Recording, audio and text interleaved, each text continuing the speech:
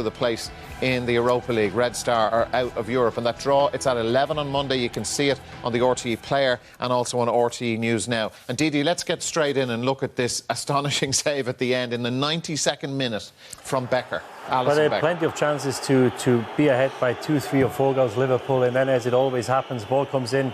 Milik shows great awareness on the back post, brings it down, shows great balance and for a big lad in control. Brings it down. We see Fabinho has a slight touch on it. He deflects it, and Becker comes out. We spoke about him before. All the hard work could have been undone by a goal here. But this is what he paid the big bucks for, and they paid 70-odd million for him. We've seen in the past with Liverpool, they were always prone to the old goalkeeper mistake.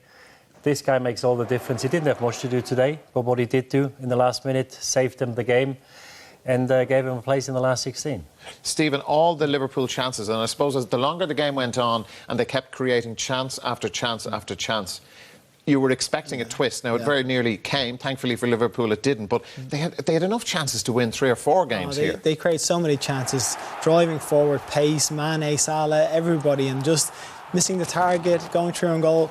Mane guilty of missing 3 or 4, but they cut them open so many times. I think the second half, that was based around Napoli or pushing forward to trying to get the goal as well, so they were leave themselves open. But they could have put the game to bed well in the second half. They could have been 3 or 4-0 up and comfortable.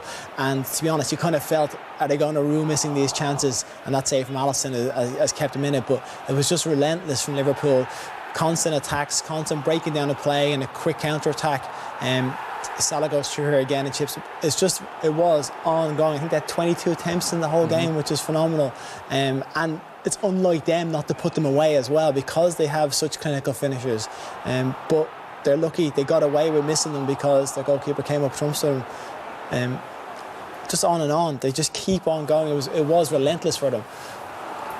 That's probably the only thing you can say today. The only negative today was not being clinical in front of goal, because if you look at a chance, Mane could have he could have had 4 goals. There's another one here where he misses a target. A play of his quality. Obviously, if you don't hit the target, you can't score. But they had plenty of chances. But that's really the only negative. But it could have been punished towards the end. So they've been a bit fortunate in the last minute. And then on the flip side of that, Liam, is that understandable with how much there was at stake and the tension that was there? That you could feel it building, even it was jumping out of the TV at us. We knew that one goal, even if Liverpool went 2 up, and Napoli got a goal, Liverpool were going out. So it was a really compelling match, and I thought Napoli were a real threat all the time. As Stephen said, I think when they were throwing everything forward, Liverpool had 3 or 4 really good chances. But I have to say, the guy at the back, Van Dijk, he was so good. I know Alisson made the save, but he just was so commanding in that defence. And when you consider that he was booked after 15 minutes, Dara, he never put a foot wrong. Absolutely brilliant. Yeah, you have actually put together a package of him in action, and it starts with that yellow card. The foul, wasn't it, on? Yeah, but this a couple of years ago would have been a good tackle, but it seems now that if you go any way through, and he's got to be 90-odd kilos coming in at you, 40, 50 mile an hour, so it's very difficult for Van Dijk not to follow through. But they gave him a yellow card, but it didn't upset him, it didn't make him nervous in any way.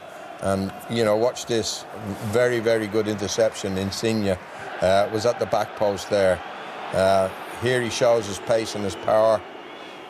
Away it goes, He knows who's behind him. He knows what position to take up. He was really, really brilliant, Sometimes with these centre-backs, when they're so quick, they take liberties. And they get caught off possession because they know they're so quick. But he's always in the right position. I can't remember one incident in the whole game where he went to ground or where he had to go to ground, because a tackle is always a last-ditch attempt to rectify what's gone wrong. And I don't think he's touched the ground once all game, and as Liam said, absolutely terrific. Just how big a difference, Stephen, has he made to that Liverpool team since he's arrived? It's been absolutely monumental, I think. It's like the difference, the confidence he must give to those players around him because his presence is so good. But as Didi said, every time he's in a position, he's in a standing position to clear the ball in the right direction. He's never facing his goal. He's always getting there early. It's just phenomenal to think how much of a difference he's made on this team. Like, his ability to clear balls is commanding. And even after, you can see after the chance happened, he's telling players what they should have done, where they should have been. He's getting them around them. And then to bring Alisson to that as well, they really have made 2 huge signings that could propel them in the direction that they want to go. He's such a leader. He's really a leader. You saw him, and we saw in the first half there, he was having an argument with Henderson. He was saying to Henderson, look, you vacated the midfield. You're leaving us exposed. Don't do that anymore. So there was a set to, but you actually had somebody there. It was not the captain. He was telling the captain that he needed to be in front of him, you know. And as Stephen says, Alisson with that has brought a calmness to this Liverpool. They're getting loads of clean sheets, Dara. You know, I know in the Champions League, I think that might be their first one, or maybe their second one, because they beat Red Star 4-0 at home. Yeah. But 10 in the Prem anyway. Yeah, it's made a huge difference to the season. They're on top of the league and now in the last 16. Great for Liverpool. I love watching them. The 3 guys up front are magnificent. I know Mane had a nightmare today in front of goal, but they're magnificent. That's the same team as last year. There's one player is different, or 2 players, a keeper and the centre-back. They hardly concede any chances. And this has gone from a team that needed to score against the best teams in Europe, needed to go 2-3 goals to win games, to go in there, missing 10 chances, very good chances, being able to keep in a clean sheet. And apart from that chance in the last minute, they hardly conceded a chance. So he transformed that team. Am I right? He misses the first leg of the last 16 tie. We'll see how much damage that does to Liverpool, but that's for another day. They'll be celebrating tonight. And let's just finish off with the Salah goal. This after 34 minutes, and this the goal they needed to win, and they did. Yeah, Rui is getting too close. He tries to wrestle with Salah, and he's too clever for that. Then Koulibaly tries not to let him come on his stronger foot inside. He spots it, Salah. That's how good a player he is, and he walks past Koulibaly, and then he gets his head up. There's nothing really on in the middle, and I think it's half a shot, it's half a cross. I think it just takes a chance here. Goes through the keeper's legs. Goalkeeper has to do better. I think he actually looked up there, did he? Looked up to see was in the cross, and I think Ospina kind of anticipated that's what he was going to do. And, of course, he went for the goal. Yeah, OK, very good. By the way, Troy Parrott scored for Tottenham in the UEFA Youth League. They beat Barcelona 2-0. The seniors went through to the last 16 as well. Actually, we're going to go in with one from Grace O'Sullivan. And I'm not sure what team Grace supports, but maybe I might suggest Liverpool, because Didi, she says, given how competitive the Premiership or the Premier League is, do you think it's possible for a team to win both it and the Champions League in the same season? Well, it's a 2-horse race in the Premier League, or it looks that way at the moment, between Liverpool and City. And I think they are live contenders to win the Champions League.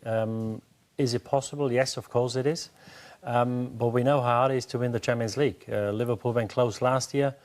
I think they're a lot better equipped this season than they were last year. So, yeah, I think it's a hard thing to do. But I think if a team wins it in the next, say, few years, I think Liverpool and Man City, with the squad, with the depth of talent they've got, I think there's a chance. Because I suppose if you go back, Liam, you know, we keep... And we've done it ourselves, and the view about winning the Premier League is just how tough it is, how demanding it is, those, you know, cold winter nights in various places all over England and all that stuff. How have these two, City and Liverpool, changed the perception of that, or have they, in your view? Well, I think they have. As Didi says, I think they have added to their squads. Certainly City have always had strength and depth because of the amount of money they've got, but Liverpool have reinvested in players in the last year, spent a lot of money, you know, Van Dijk, goalkeeper, Keita, Fabinho. So I think they could go close. Both sides could go close, particularly with Liverpool able to keep clean sheets. You know, I was really impressed tonight. It's a hard ask. I think the English League, the Premier League, is the hardest one, physically and mentally, is the hardest one to win. And so many of the teams that I think have won both outside of England have had it easy in their domestic leagues, but there's no such thing in England. So it's a hard ask, but it's possible. The only thing I would add, there's a break this year for the first time. You know, in January they break for 10 or 14 days of Premier League, don't they? No, not this season. I think it's... Well, they should have a winter break. I think they're trying to do it for next season. I don't think it's been put in. It might be the next season. So if they were to break at some stage, I think that strengthens the chances even more, because it's a big advantage that in other leagues you've got at least a week, 10 days, where you get your mind off things and then start fresh. The only thing is with Liverpool, I think possibly if they were someone like Van Dijk or Alisson were to be injured, would that be a detrimental effect to their team? You could say the same about any team, Stephen. You know, they're marquee players. If City didn't have Aguero at the weekend against Chelsea, it didn't look the same team. But De Bruyne missing, like he was so big from last year, and they haven't seemed to struggle. I think they are more equipped to cope with that. They have a bigger, better squad. They have a bigger, better squad. If someone was missing, I think they're probably better positioned to do it than Liverpool because they're so key for them. If you know. Well, I would mark up Aguero as being something that's essential to them if they're going to win the league and the Champions League. Okay.